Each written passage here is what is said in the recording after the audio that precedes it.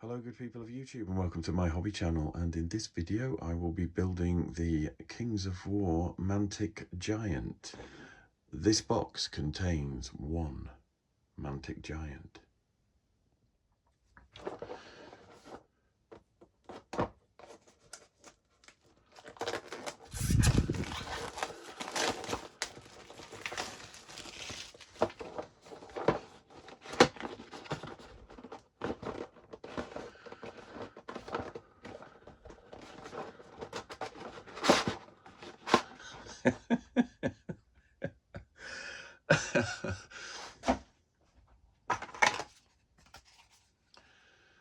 Okay, well, one MDF base,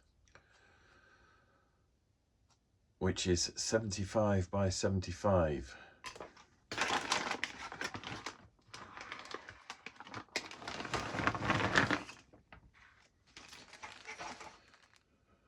Arrows and a victim.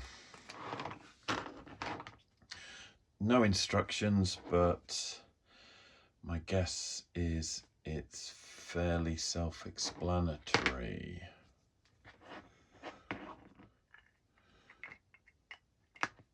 Oh, we've got some arm options. Oh, cool. The magnets are coming out. Feet, legs. Right, that looks like it belongs with that. Oh, two heads as well.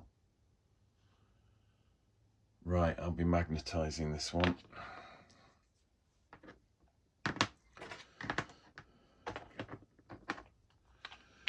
So I guess I'll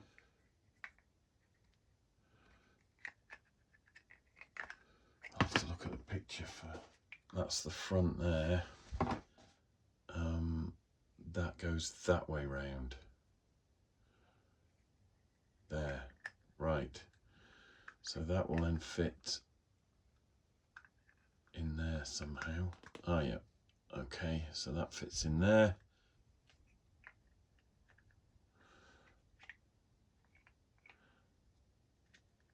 Right, that onto there, so that's...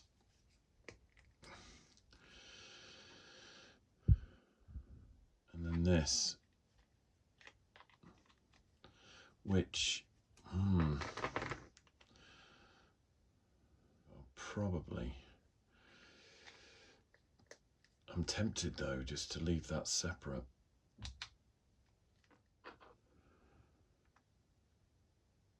That as optional.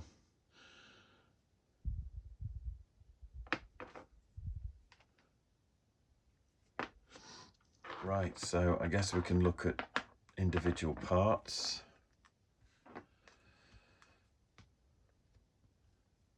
And how they fit together, but this is kind of...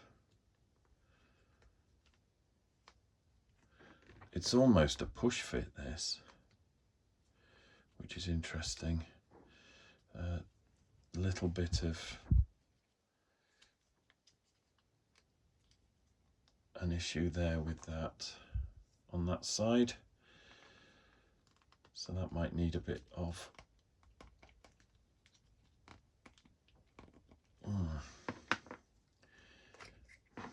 it's misaligned up there. Yeah, a little bit of work tidying that up maybe, but there we go. It's all pretty much push fit, and I'm just wondering, this doesn't feel like plastic glue is going to work on it. This, I think this will need super glue.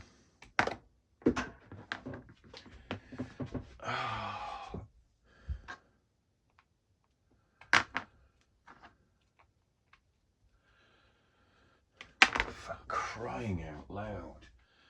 That's the body more or less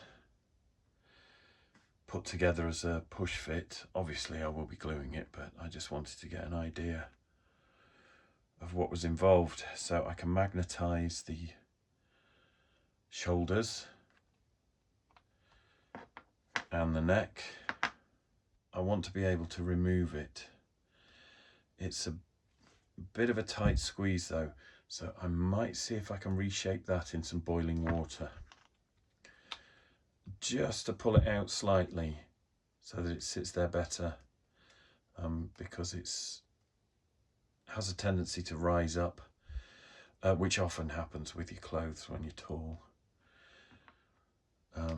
Right, so we've got some, it reminds me of the Reaper bones, the new kind of black and grey Reaper bones. Okay, so yeah, I'm gonna have to get the hot water out because we've got a bend on that weapon as well. We're in the corner of the kitchen where I like to reshape my resins. Water fresh off the boil, like one pair of festive sausage tongs for dipping. Here goes. This is a thin piece, so probably won't need too long. That's gone quite rubbery now, so I'm able to manipulate that.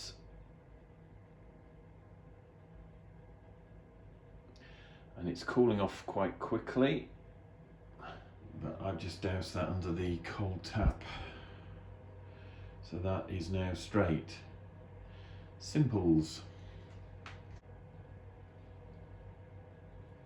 Might take a bit longer, that.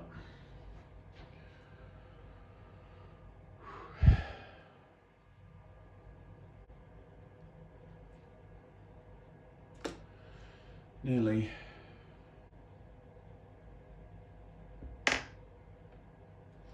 Okay, hopefully you can see.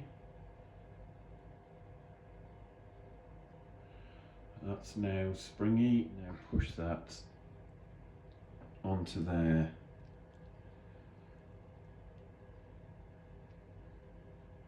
Yeah, and that's made it a looser fit.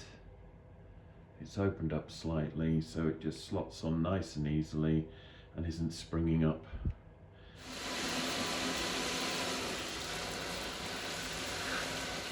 And there we are. I can dry that off now and glue the model together. Now I've got that sitting there. I am now going to disassemble this, glue it back together, but I'm going to leave this part separate to drill the holes that I need for the magnets in the neck and the top of the arms. And the reason I'm leaving that separate from the top of the body is because there's a void or a gap in there. I don't want to be stuffing milliput or green stuff in through a small hole and trying to pack it full when I can just put some in there after I've drilled the holes that I need. So that's the plan. Build the body, leave this off, drill the holes, put some putty in, glue that on, get the magnets in place, then magnetize the other bits, including the heads, and these do have holes in the back, which is handy. And that leaves me with the arms. Putting magnets in there will be a little bit of a challenge, and there's not a lot of room. Start with the feet and work up. Super glue.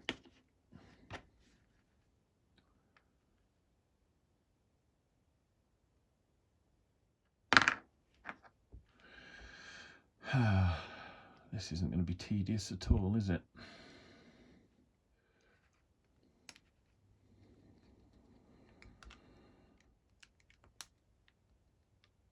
Oh, right.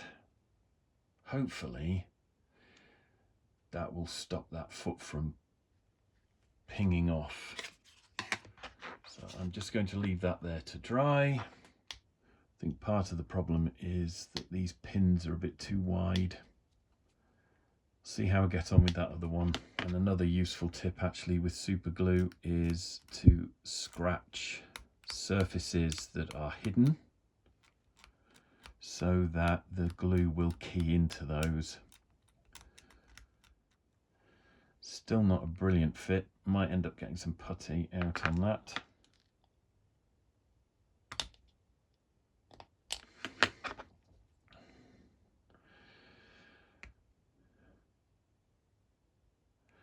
That's a little better. I'm just going to scratch into here as well.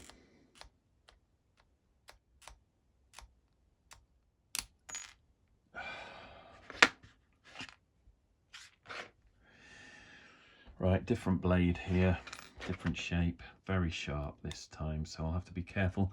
Right, this reminds me of a Kenny Everett sketch, DIY sketch that he used to do. I can't remember what it's called off the top of my head. I will Google it. Okay, so I've scratched the surfaces. They're still not going together as well as I would like. I'm trying to avoid using putty with super glue on this build because if you look, you know, the joins are engineered to be quite close, certainly on these legs. I don't want to be bulking that out with putty. I'm not happy that I'm getting enough pressure on that leg, so we'll do the old rubber band trick again. Not very elegant, this part of the process. In fact, it's thoroughly annoying. It really is tedious in the extreme. So I'm just going to try and get this to work for me for a change. Right, okay, so I think that's probably going to be the worst part of the build because you need a nice tight bond there. And this, although this material isn't particularly bendy, when you're trying to glue the parts together, they have a tendency to want to spring away from each other. None of this needs magnets in or any putty or anything to fill it, so I can get some super glue on there, slide that in gently, just make sure that glue gets onto everything. And now grab a couple more of these elastic bands. I think I mentioned in a previous video, these are the kind of rubber bands that you get on vegetables, bunches of vegetables like spring onions. They're not particularly strong, but they are small. There we go. I think that will hold it together enough. I'm trying to make sure that applying pressure here at the top doesn't cause these to split open because the legs need to go on there. So now I'm going to give the super glue about an hour probably. I say an hour because in a few minutes I will be breaking off for my trauma therapy session. And the way my build videos are going at the moment, if there's one thing I need, it's therapy.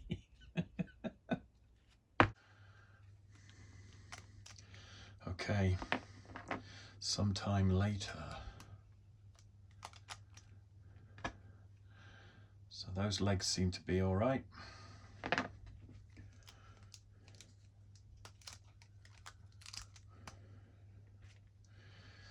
So once again, I'm just scratching the surface.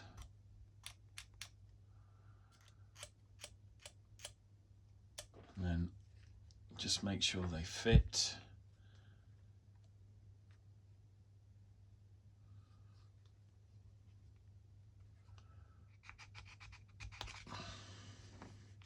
So I'm just using an emery board, not only to rough up the surface, but hopefully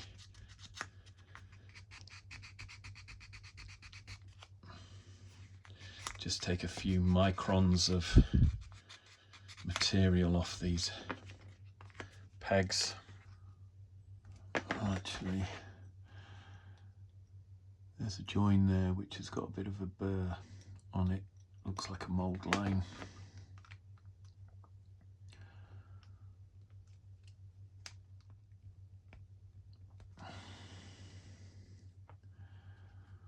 This is a bit of a tight fit, this one. Tighter than it needs to be, tighter than I would like. So I'll just trim a bit more off. Right.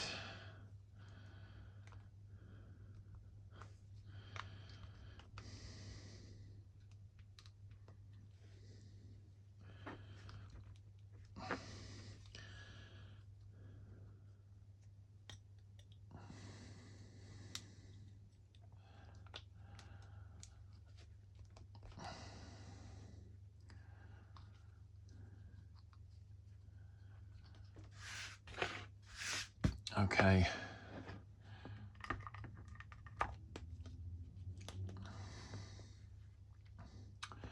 So there's some gap filling to do there.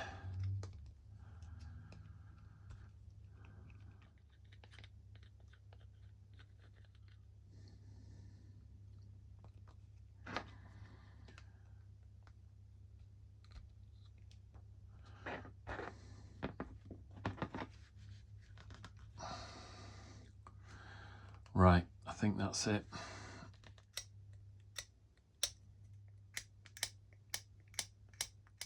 So I've scored both surfaces there.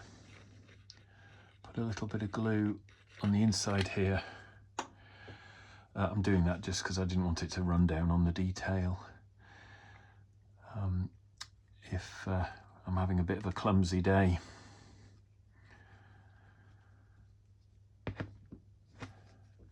Right, so I'm going to leave that to dry now.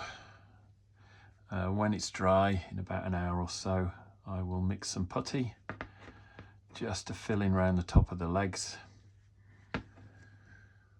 Bit disappointed with the gap there, but it's an easy gap to disguise. So before I glue this on, I'll drill the holes. So I can put that to one side, and I can look at magnetizing the shoulders and the neck. I have a selection of different drill bits, very fetching glove to protect my hand whilst I grip these and twist with them. And just up here I've got the magnets that I want to use, which are these big ones. The smaller strip I just use to help me keep track of polarity, so that if I'm putting magnets in this way in the body, then I know that side will be attracted to the magnets that are embedded in there. So when I come to do the arms and the heads, this side needs to go in, like so. And that is just a handy little thing that I do so that I don't forget my polarities. You could use a big electric drill if you wanted, but I prefer a slightly more delicate and controlled approach. So I'll just take one of the arms to work out roughly where I want to seat them, and I'm looking at dead center if possible.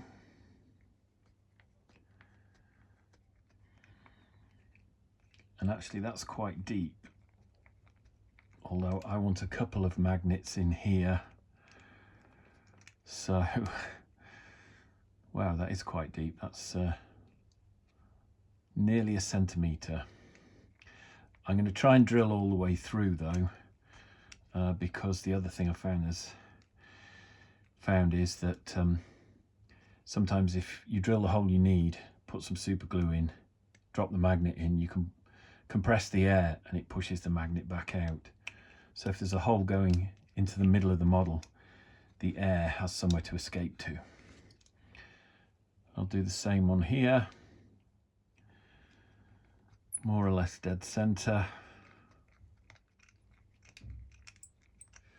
You can use a Dremel or an electric drill if you want to, but I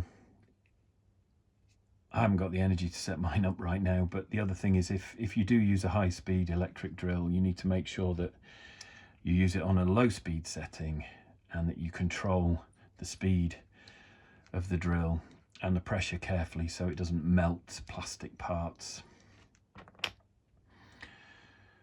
And then this one here, slightly offset, that one. They're both slightly offset, aren't they?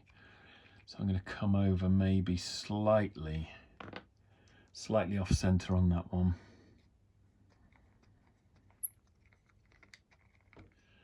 So I've now got my dandy glove on, just to, it will be ruined by the time I've finished, but at least it's the glove that gets ruined and not my skin. So now I'm just widening that hole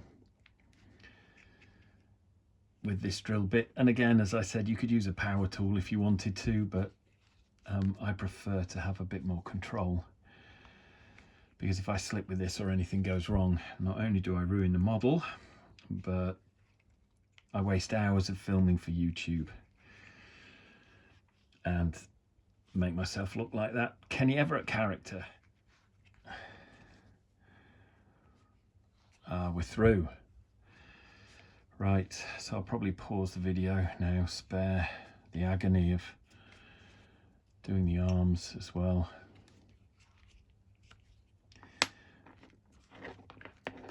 Now, this is probably sufficient for a smaller width of magnet, but I want the big one because I know that's got some serious holding power, especially if you double them up. Not so much of an issue for the head and the neck because that's small, but definitely an issue for the arms. I might even use 3 in there. So the next thing would be to come in like so and just get that keying in. There we go. You see, it's shredded my gloves already. Right.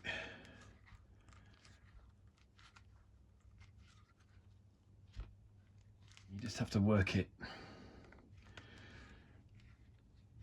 gently, rocking it backwards and forwards until you can feel that the inside is smooth enough for it to spin right round there.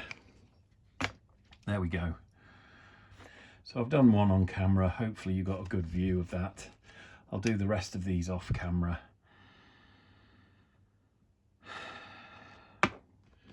Those are now more or less wide enough to take these magnets. I will just clean them up a little with a scalpel blade, just so that I can get them in there without too much effort.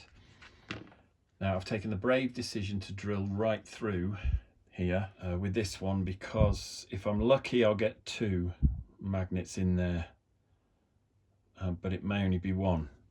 I'm hoping for 2 because that will give me a stronger bond.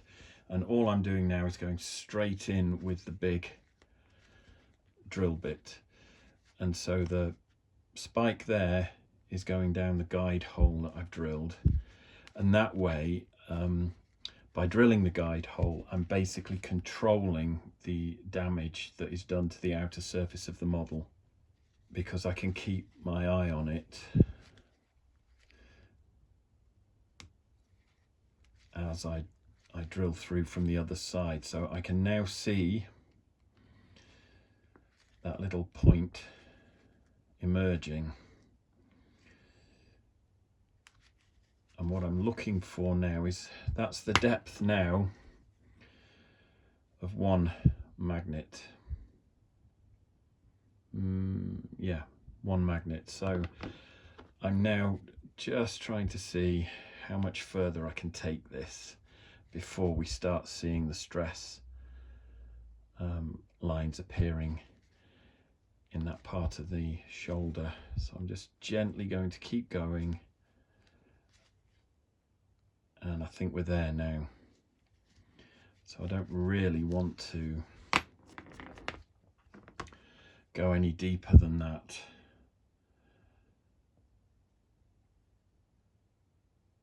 And that is just about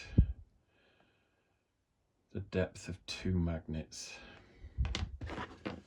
So I'll just clean that without putting any pressure on now. I'm just cleaning by spinning it in there, because there's still a bit of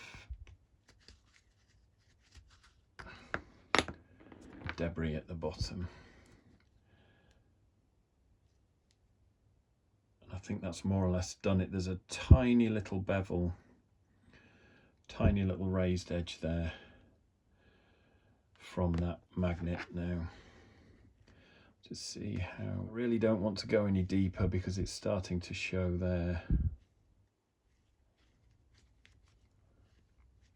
That's biting through now. So I'll leave that as it is. I will glue 2 magnets in there. There might be a tiny little raised bit of magnet protruding from that inner surface. I can push these magnets further in and make sure that the magnet on this side engages in that hole if it's standing proud. At least that's the plan. I've probably made that sound really complicated and you probably didn't see any of that, so I've decided to stop there now that I've got that little bit of, I don't know if you can see that, there's a little bit of stress showing there, half circle of stress there. So I'm happy with the hole in the middle there. I can repair that with a bit of putty. I can hide that.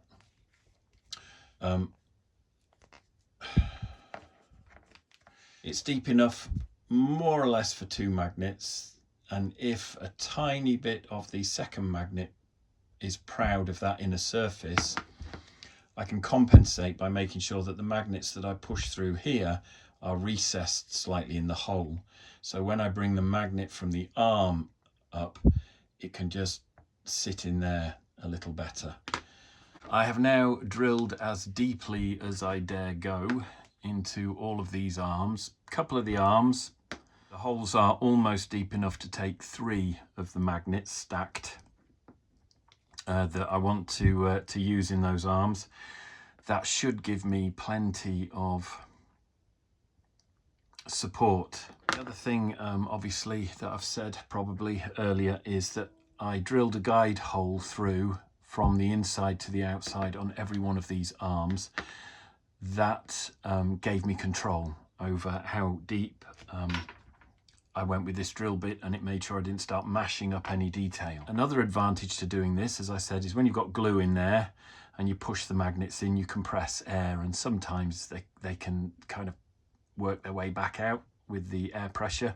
If you've got a hole in there, the excess glue and the air has somewhere to escape. But also, if I could show you this, if you're test fitting your magnets and you accidentally get one stuck in and you can't drag it out with another magnet, if you've got this little hole, guide hole all the way through, you can push your small drill bit back in there and force the magnet out.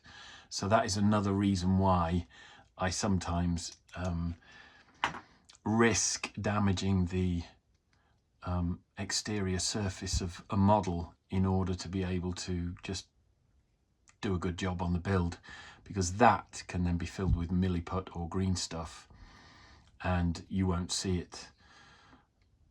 I'm now at the point where I can start magnetizing these parts, and I'll probably just do 1 arm and 1 magnet on the shoulder in front of the camera, 1 in the head, and then I'll come back when everything's done. Because when I picked up the box this morning, I thought, oh, I'll build a Mantic Giant. That'll take an hour. And in between the other things that I've had to do today, it's now dark outside. So it was dark when I started and it's dark now, and I haven't even finished, but I am enjoying myself, and that's the main thing. Right, you'll have to excuse the state of my fingers because obviously I'm getting super glue and putty everywhere and I didn't want to clean them up just to get them dirty again. So I have magnetized the shoulders with some putty on the inside to act as a backing. I'm going to do the same here. I'm going to put 2 or 3 magnets in the neck, some putty at the back first.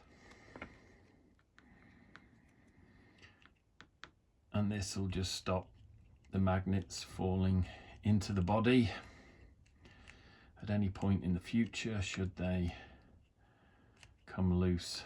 And of course, I'm hoping they won't. Some super glue, just a spot of super glue in here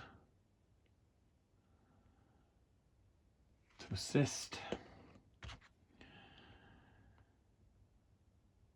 want 2 magnets in here, so I'm pushing in 1. That's too deep. There. Break those off. Wipe around the edge with the tissue. And that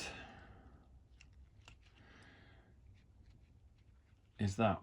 So what I'm going to do now is take a little bit of tin foil to compress into there.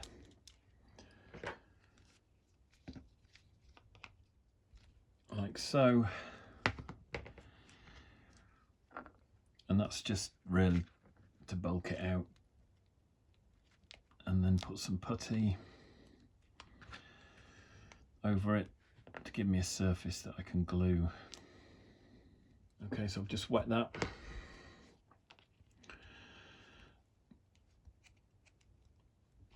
Make sure that goes on okay. Again, it's all a bit Heath Robinson this, but I just want to make sure that the magnets stay in place. And that's fairly solid, so that if for any reason the super glue or the milliput were to work itself loose over the next couple of 100 years, the foil in there is bulking that out so nothing will move. And that's now ready to be glued onto there. But before I do, I can now stick a magnet in the head. So I've done one already there, and it was just a question of putting a little bit of putty in here,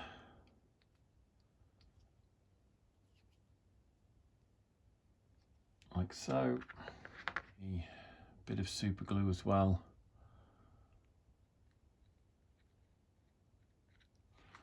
There, and this is where I have to keep track of the polarity. So I need this surface of the magnet to be outermost in the back of the neck, because that's the attraction.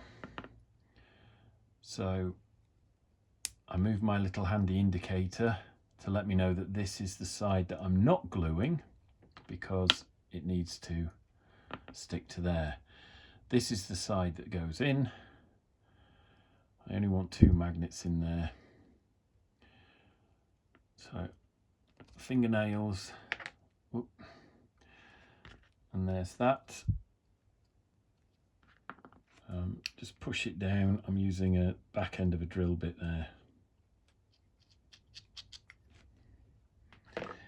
You can use a wooden paintbrush handle or something if you want, and that isn't magnetic.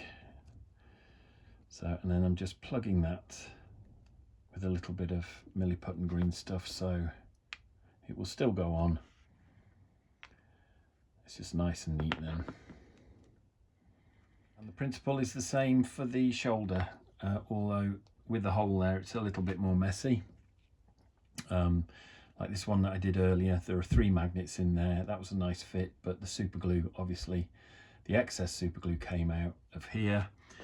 And on this one you can see there's been some frosting, some blooming there of the super glue. As the vapor has, as it's dried, the vapor's come out and discolored the plastic. Not a problem, because it's smooth. I have cleaned the surface as well, so that will paint up just fine. I do need to put some putty in the holes, but yeah, just a warning to be careful with that hole there, because you will get some super glue coming out. Again, the polarity here needs to remain as it is for the head, because I've put all the magnets in the same way. So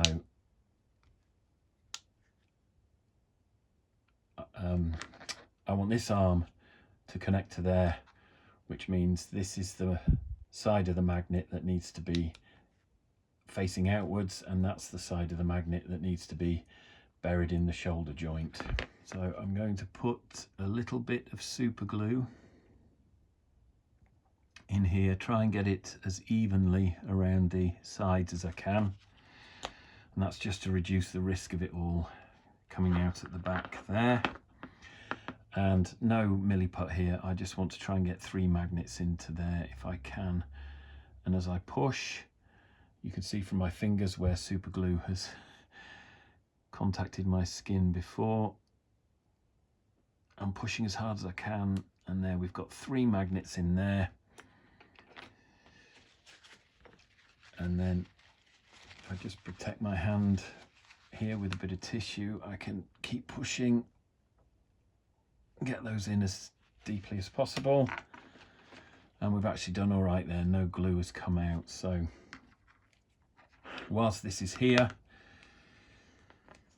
I can get a little bit of putty to plug that hole now. So just push that in with a wet sculpting tool like so. Run that over the top there. And then use a clay shaper just to smooth that off. Again, if it's wet, it'll smooth things down quite nicely, and that's how you plug the guide holes when you've drilled right through the model. So that arm sits quite nicely there on that joint. We've got a head there, and we've got another arm there. So all I need to do now is glue the top of that torso to the waist there, super glue that down, fill the gaps with milliput, fill the gaps around the top of the legs, glue him to a base, and we're ready to go. So get some super glue on that.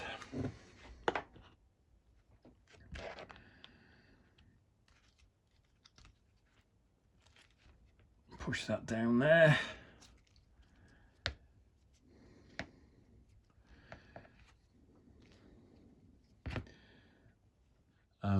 There's a slight discrepancy, and that could be the gaps in the top of the legs not giving me exactly what I want, but it doesn't look 100% convincing. So I might just glue him back on his heel a little bit. I'm just going to use a little bit of putty on here where I know the feet will be landing, and this will not only help support the model on the base while the super glue dries, but it's also the beginning of any base texture that I want to do. I can hopefully get the ground squishing up a little around the feet. So hopefully you can see this here. So I'll put the heel in there and the toes in there.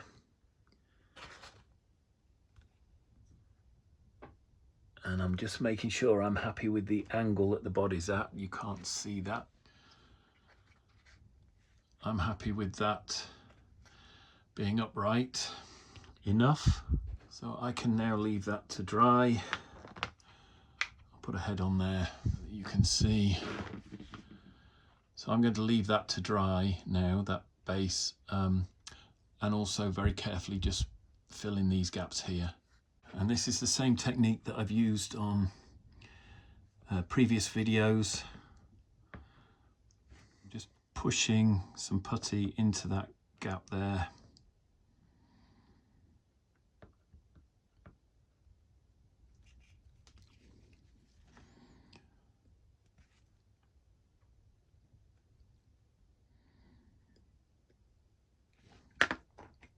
And then using a clay shaper to smooth that down as best I can, push the putty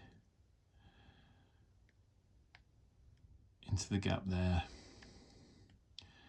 as well. And then I can work it away from that piece of strap or whatever that is around the top of the legs. And just smooth that down.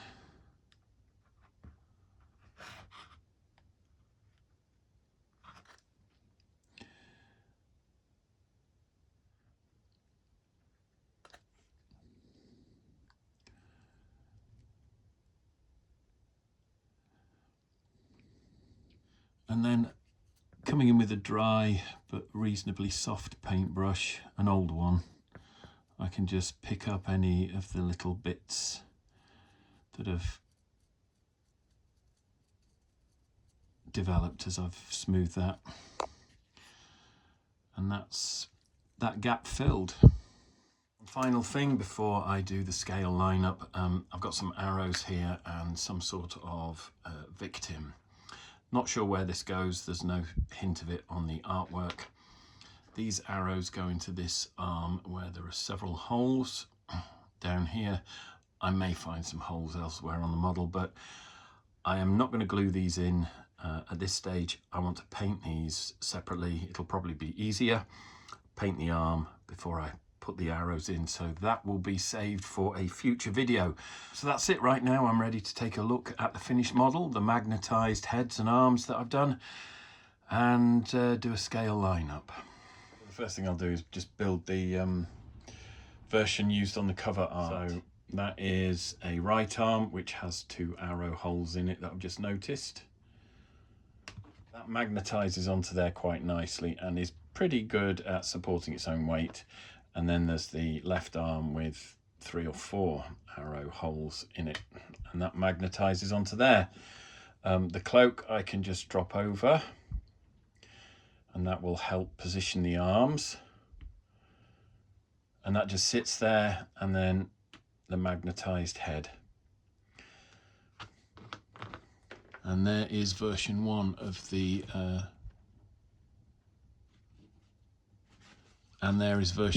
Giant.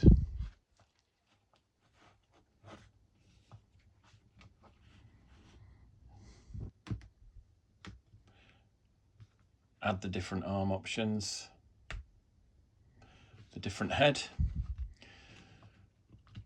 without the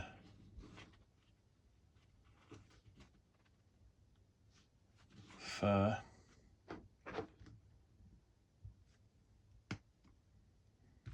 And with the fur.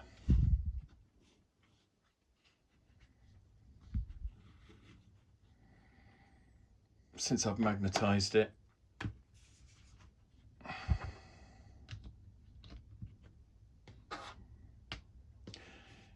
I can swap arms around, swap heads around.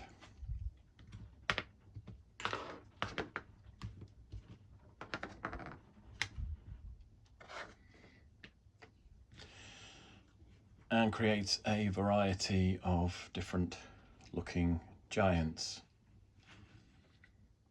The only criticism I would make is that it's a shame they didn't do anything with the arms where they join the shoulders, so that you wouldn't have to hide the join under the fur. I don't mind having this fur thing on top, but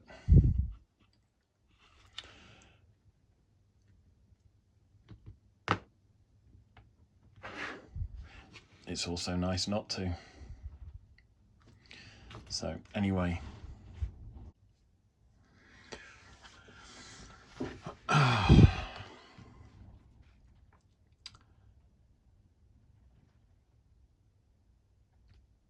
was just about to do a lineup for a scale comparison, and I dropped the Marauder Giant in the 2.5 feet that it took me to turn round and lift it from the shelf and put it on my hobby desk. I then caught it with my hand and it smashed on the floor. Luckily there are carpets down in my hobby room, and it would have been worse had there not been. And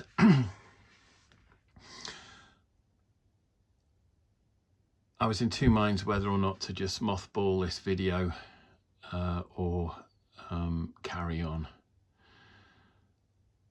And I could carry on without the Marauder Giant there, because when I look at what I need to do to repair it now, the arm is going to need repainting around the join. All the super glue needs to be picked off, and the whole thing needs to be sort of pinned and rebuilt. Also, the base that I spent a lot of time on has lost its texture and broken off at the corner. The base probably saved it from any further damage, but the reason I'm leaving this in is because this is the harsh reality of my disability and the mental health issues that I suffer from. I know mental health issues get quite a bad press. A lot of people think that it's very easy to fake them, and it probably is. But the biggest difficulty that I face with my mental health issues are the physical symptoms, the physical side effects.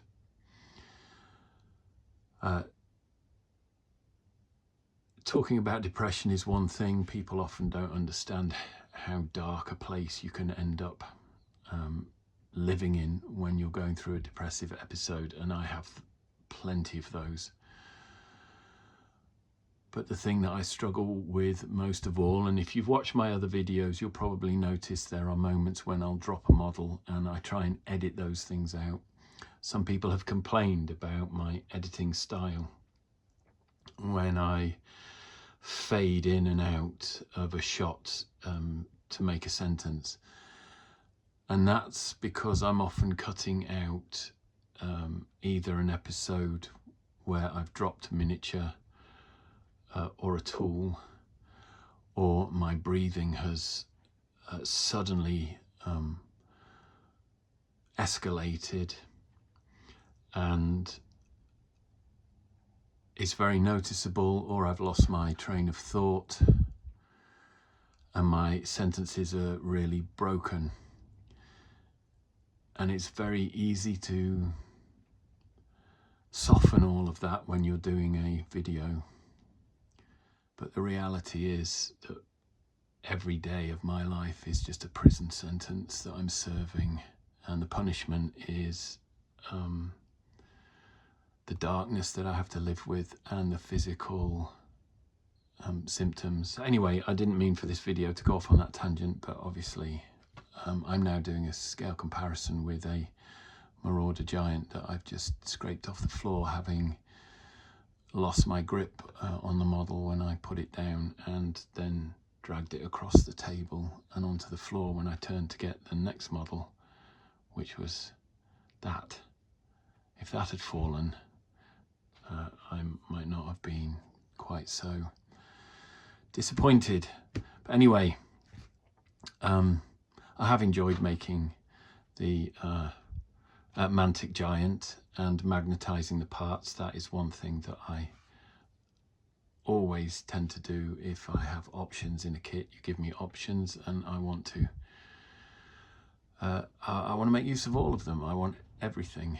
But unfortunately my attempts today to create this video, turn it around quickly and put something else on my channel that would engage with people in ways that I can't personally, has resulted in a model that I've had since I was, I don't know, 16, now needing some TLC. So anyway, there's the Mantic Giant next to a Warhammer plastic giant and my smashed